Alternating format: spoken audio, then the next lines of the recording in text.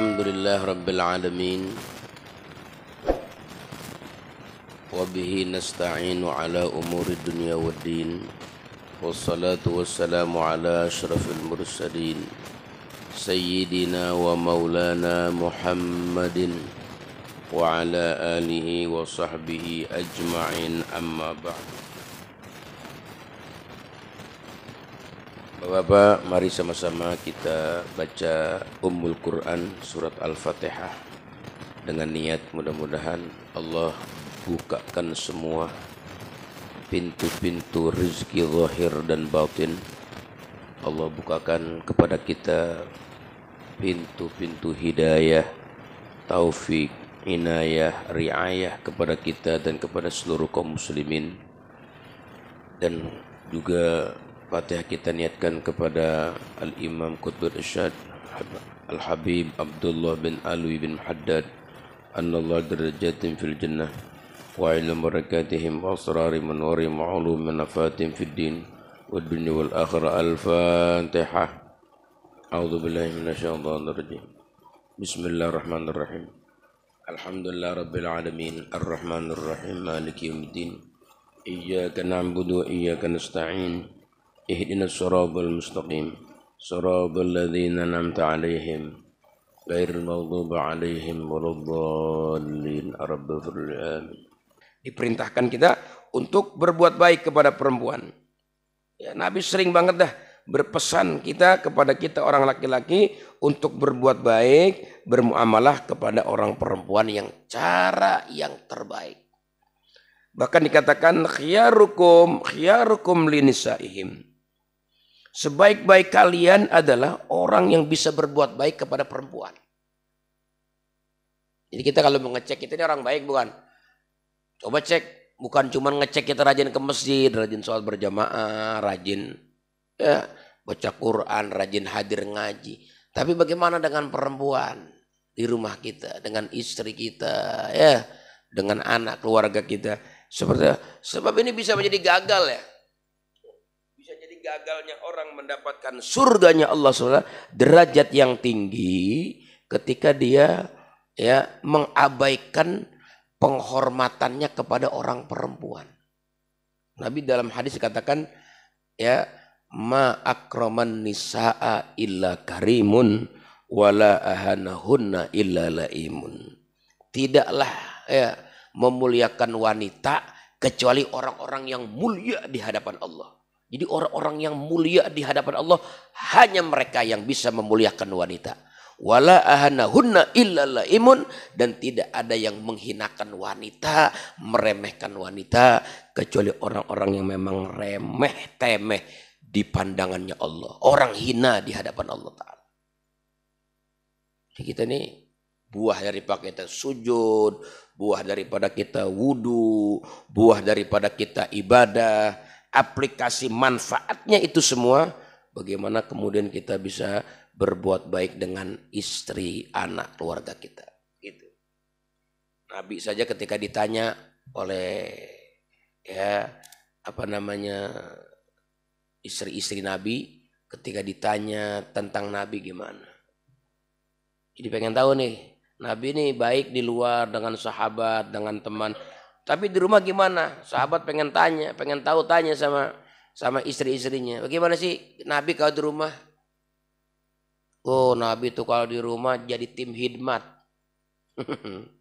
Bahkan kalau kita baca rawi itu Pak ya, dalam rawi Syaraful Anam atau orang Nabi yang mulia itu di rumah ya Allah mau jadi tim hidmat, bersih-bersih kamar mandi, ya Allah, bantu-bantu jahit pakaian bolong, sol sendal, rapihin baju. Nabi itu.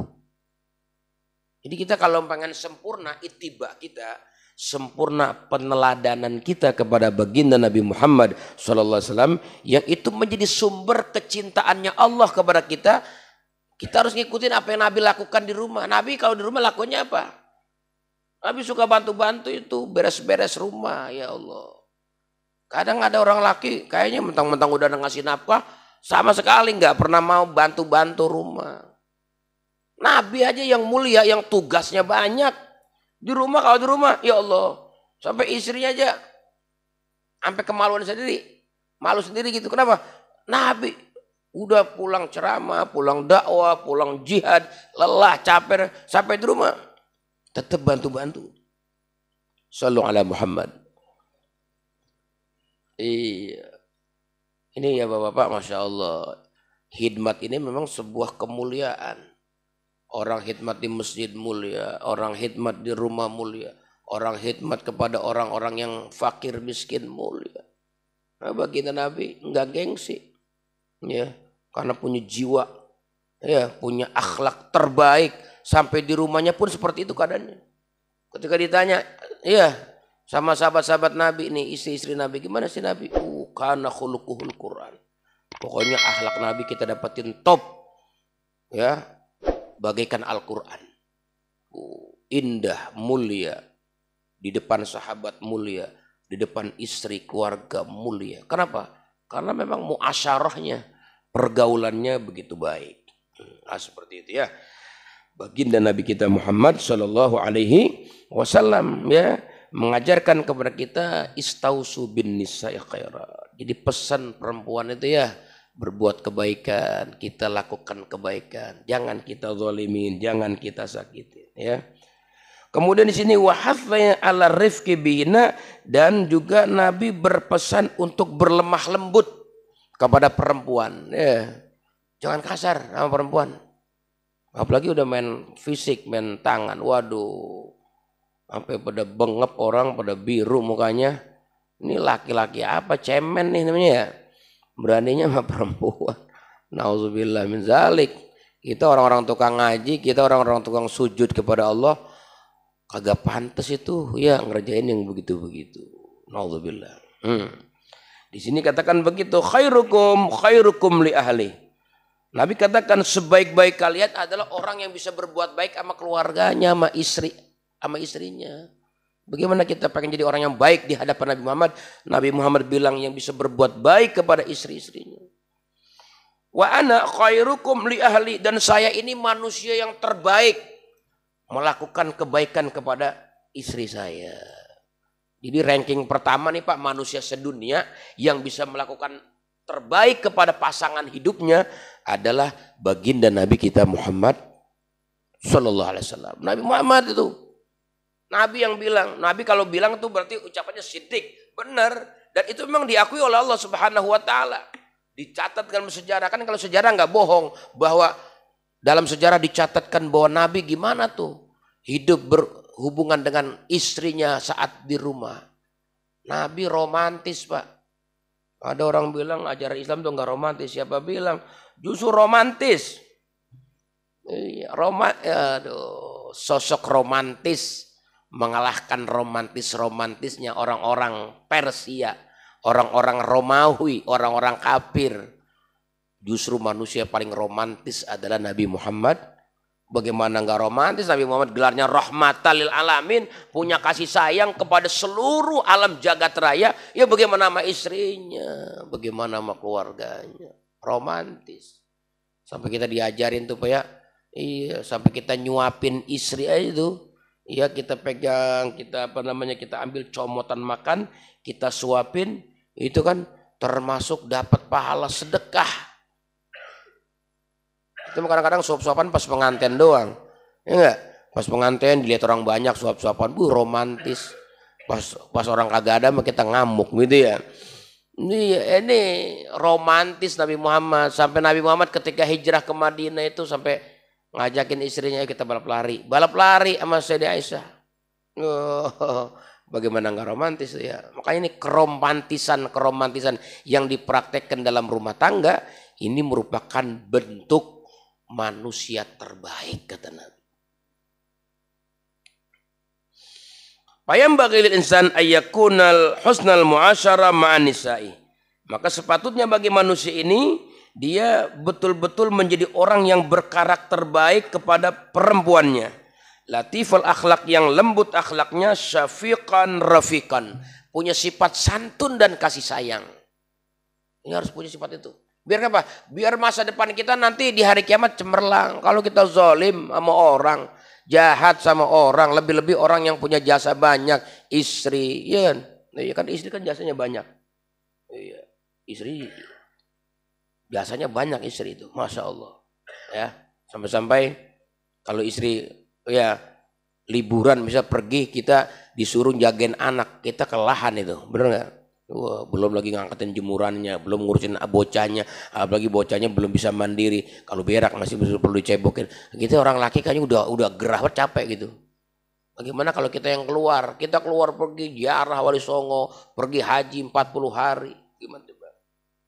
Iya, makanya dulu ketika ada seorang laki-laki ya di rumahnya sering ribut sama istrinya, punya istri apa akhlaknya yang kurang baik, ngoceh, ngomel, cerewet, berisik dan bising.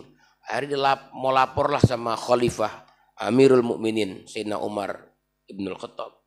Begitu datang ke rumah Sayyidina Umar baru mau masuk ke depan pintunya, tiba-tiba dari dalam rumah juga sama nih, Sayyidina Umar lagi diomelin sama bininya. Wah, lagi diomelin juga. Ini orang laki bilang begini nih yang mau ngadu. Masya Allah. Kalau Khalifah aja diomelin bini diem baik. Ini kan jagoan saya, jagoan perang kok diomelin kayak ayam sayur. Diem aja diomelin bini. Lah apalagi saya yang prajurit, ya kan?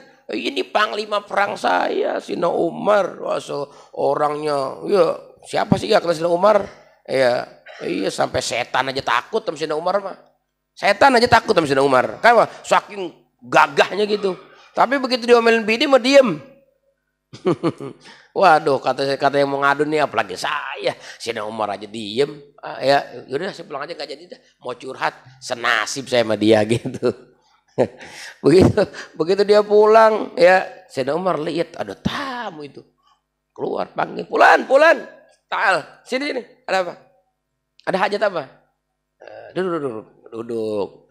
Ada hajat apa? Mah hajatuk, apa hajatmu? Iya, saya datang kemarin tadinya saya mau ngelaporin perihal istri saya. Kenapa? Istri saya tuh di rumah, waduh berisik, ngomel ini, cerewet begini. Saya mau ngadu gimana solusinya? Begitu saya sampai, lah Tuhan juga lagi diomelin sama bininya. Lah saya bingung curhatnya. Ya udah sini saya bilangin ya. Iya, gini. Jadi kalau orang perempuan lagi marah-marah jangan ditimpalin. Diem, biar aja dia ngomel. Masa dia ngomel sehari nggak mungkin dah. Ntar kan capek sendiri, diem aja. Nah, kalau kita mau pikirin ya Allah, dia capek emang. Habis ngurusin rumah, beres-beres, ngurusin anak, lelah masak, capek. Akhirnya keluarlah kata-kata seperti itu. Ya udah, nggak apa-apa.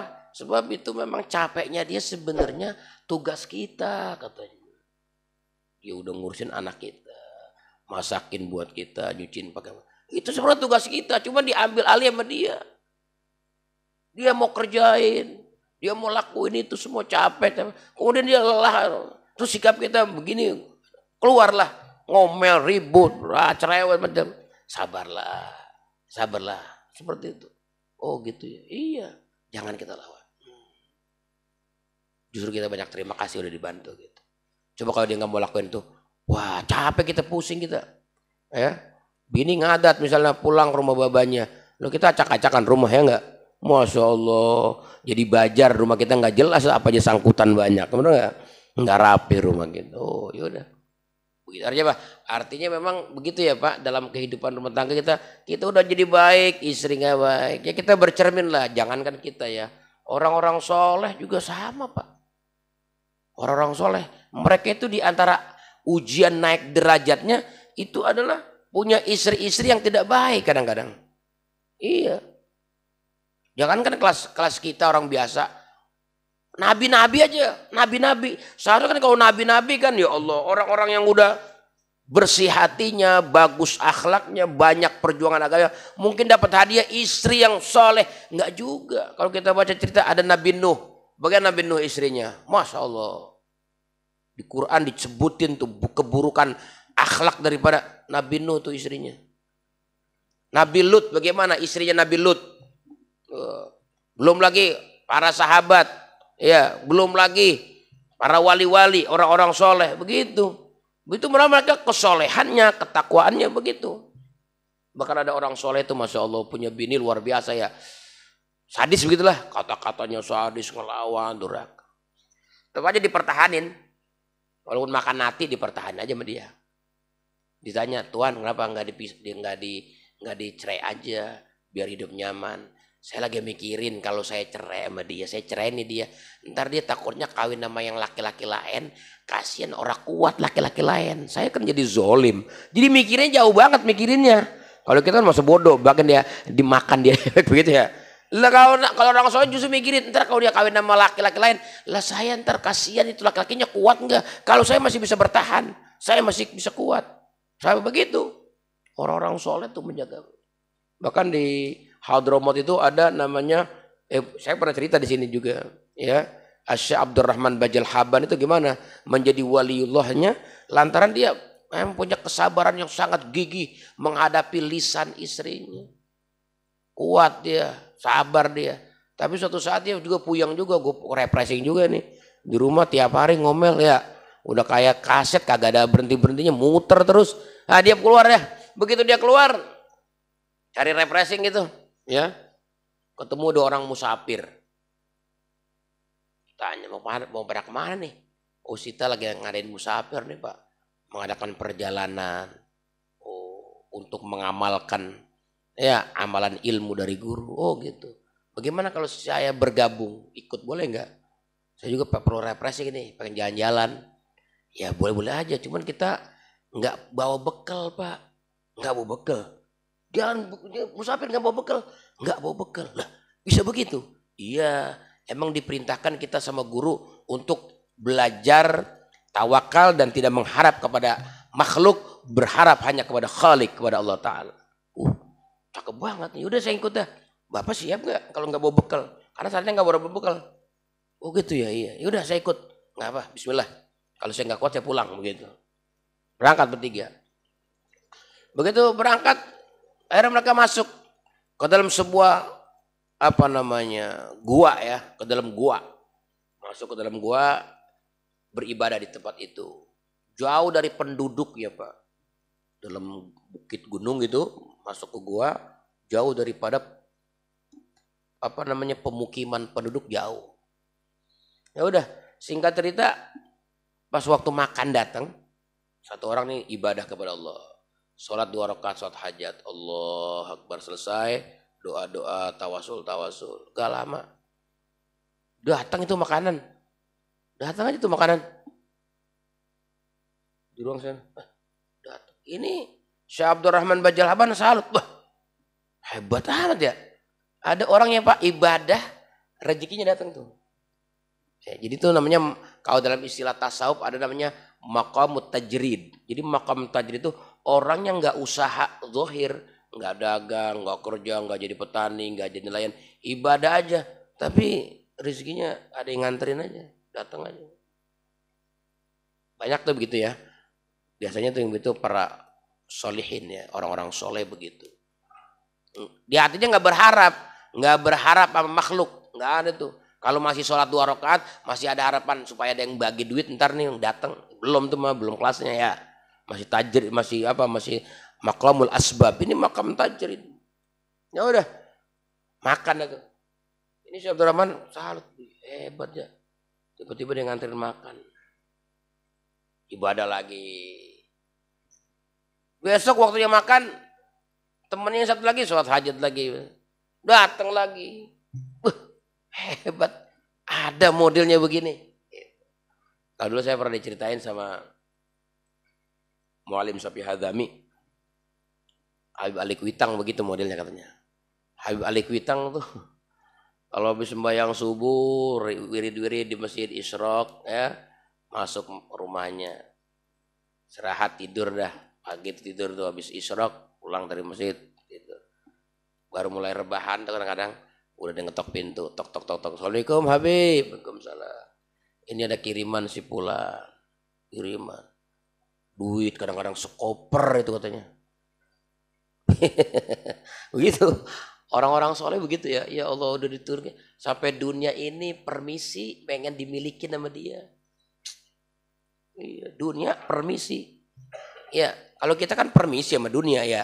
Kita permisi sama dunia udah sungkem-sungkem, dunia masih kabur juga sama kita mah. Nah ini kalau orang soleh sama dunia masuk sungkem-sungkem, sama permisi, pengen dipunyain sama orang soleh. Ah, begitu. Itu cerita Muallim sampai ada begitu. Balik Bintang begitu. Ya, hampir tiap hari ada yang ngasih makan, ada yang ngasih. Hatinya nggak ada tempat Pak buat makhluk ngarep-ngarep orang, nggak ada itu. Hati dia udah fokus buat Allah aja, nggak ada tempat buat makhluk. Lagi buat politik, nggak ada dah. Hatinya buat politik, buat makhluk, nggak ada. Buat khalik semua. Itu karunia yang Allah berikan kepadanya. Nah ini hari kedua begitu, makan datang lagi. Itu makan datang, Masya Allah. Ya, bener ya, makan datang lagi. Udah, makan dah. Karena 3 hari ya Pak, berdiam dalam gonya 3 hari. Ya mau nggak mau hari ketiga giran Syekh Abdurrahman Bajal Haban. Kata 2 orang ini Pak, kita udah jamu Bapak dari kemarin hari pertama. Nah sekarang nih hari ketiga kita perlu makan. Ya gantian lah Bapak usaha cari makan. Duh gimana nih? Ya terserah Bapak cari makan, yang penting ada makan di sini. Ya udah. Akhirnya nih Syekh Abdurrahman Bajal Haban dia sholat juga yang ngikutin tuh gaya 2 musafir tadi. Dia sholat 2 rakaat. Dia munajat.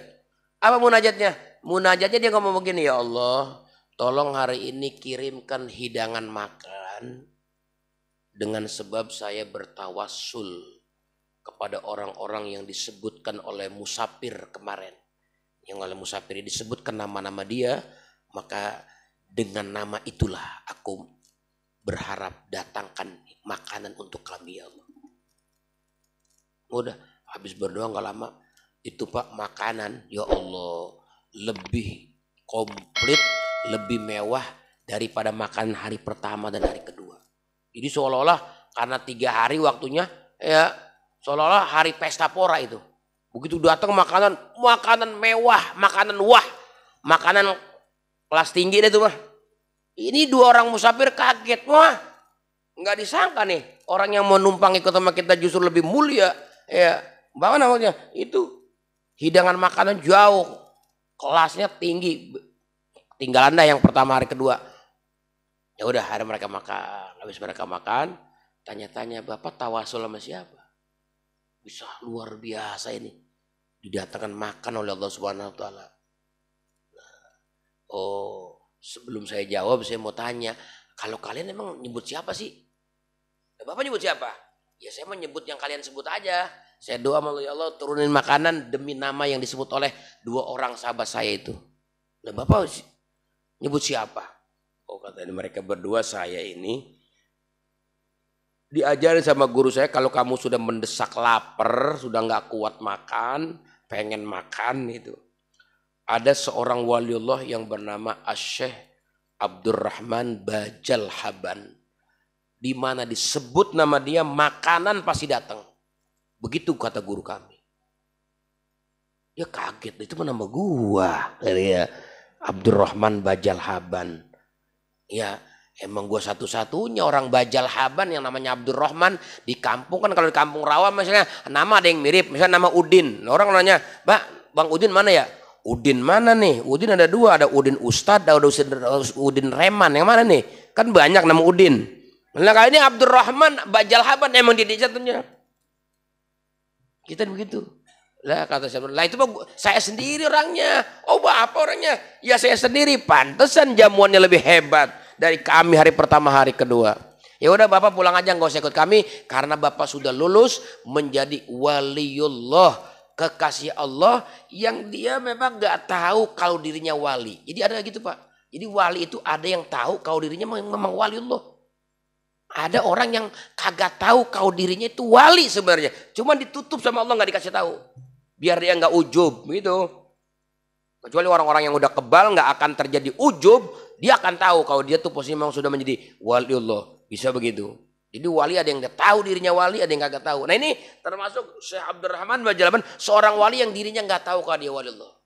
Kenapa kan dia wali Allah? Karena dia banyak sabar menghadapi akhlak istrinya. Ya udah ada pulang. Girang dalam alhamdulillah, alhamdulillah. Terima kasih gua kudunya sama bini, begitu ya. Iya, tadinya gua mau lepasin aja itu bini. Ternyata gara-gara bini gua diangkat derajat oleh Allah. Pulang dia. Begitu pulang dia ketok pintu. Assalamualaikum.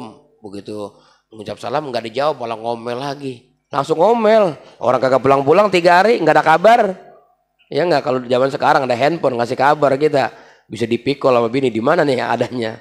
Lah kalau zaman dulu ada HP, begitu assalamualaikum langsung ngomel-ngomel. Apa kata Syekh Abdurrahman Dalwar? Wahai istriku tercinta, silahkan kamu ngomel tiap hari, tiap waktu, tiap saat. Justru aku mau terima kasih kepadamu. Gara-gara kamu ngomel aku diangkat oleh Allah. Bininya tahu. Lah udah tahu kalau begitu malu. Ya, udah sana pergi, udah tahu mah jangan dekat-dekat gua. Suruh pergi lagi aja. Artinya apa? Artinya bapak-bapak, setiap pahit dalam hidup itu berbuah hadiah yang besar dari Allah. Di balik itu fa'asa an takrahu syai'an wa huwa khairul lakum, kata Allah kan begitu. Bisa saja menurut kamu ini nggak baik, tapi di hadapan Allah bisa jadi baik. Begitu. Ini kayaknya pahit nih, nggak enak nih. Bisa jadi menurut versi kita, menurut paham kita ini nggak baik, nggak enak begitu. Tapi di indah Allah ini sebuah kebaikan. Begitu juga sebaliknya, wa asa an tuhibbu syai'an wa huwa syarrun lakum. Bisa jadi kamu cinta sesuatu tapi sesuatu itu dihalang-halangi Allah, digagal. Kenapa? Karena Allah tahu huwa syarrun lakum. Ini bisa dikeburukan buat kalian. Kalau kita bisa punya cara pandang, cara memandang sesuatu sama kayak kita cara memandang kita kepada Allah, maka di dunia ini kita nggak bisa menghakimi orang lain. Yang ada kita menghakimi diri kita nih. Makanya tanda ilmu yang bermanfaat adalah ketika kita pulang dari majelis ilmu, kita bisa menghakimi diri kita. Bukan menghakimi orang lain. Salah si fulan, sesat si fulan. Ya, enggak, justru pulang ngaji, justru dia pandai memponis dirinya. Oh, ini gara-gara saya, ini salah saya, inilah kekurangan saya. Sehingga di mata dia yang mulia orang lain, yang punya kesalahan adalah dia. Gitu. Tapi kalau orang pulang ngaji, habis ngaji ponisin orang, si anu sesat, si anu salah, si anu keder, si anu kacau, si anu ini tanda bukan ilmu yang bermanfaat. Kenapa? Karena ilmu al-khasyah kullu. Ilmu adalah buahnya memiliki rasa takut kepada pribadi kita. Emang jangan-jangan salah saya ini. Inilah kekurangan saya ini. Ini nyalain sendirinya. Itulah tanda ilmu yang bermanfaat. Maka buah daripada pengajian kita pada pagi hari ini adalah kunci untuk kita meraih kesuksesan cemerlang cemerlang benderang keadaan kita nasib kita nanti di hari kiamat adalah bagaimana kita bisa berbuat baik kepada orang yang di sekitar kita, lebih-lebih sama orang yang sudah berjasa, sama orang tua kita, sama istri kita, sama anak-anak kita misalnya. Nah, makanya jadilah kita di situ melakukan kebaikan dengan cara wa'ashiruhunna bil ma'ruf, bergaulah kepada mereka dengan cara yang baik, dengan cara yang terbaik, ya. Agar kenapa? Agar kita bisa melangkah ke hadapan, ke depan menjadi muslim-muslim yang dicintai Allah Subhanahu wa taala. Amin ya rabbal alamin. Rabbana taqabbal minna innaka antas samiul alim. Tub alaina innaka at-tawwabur rahim. Sallallahu alaihi wasallam Muhammad wa ala alihi wa sahbihi wasallam. Subhana rabbika rabbil izzati amma yasifun wa salamun alal mursalin walhamdulillahi rabbil alamin. Assalamualaikum warahmatullahi wabarakatuh.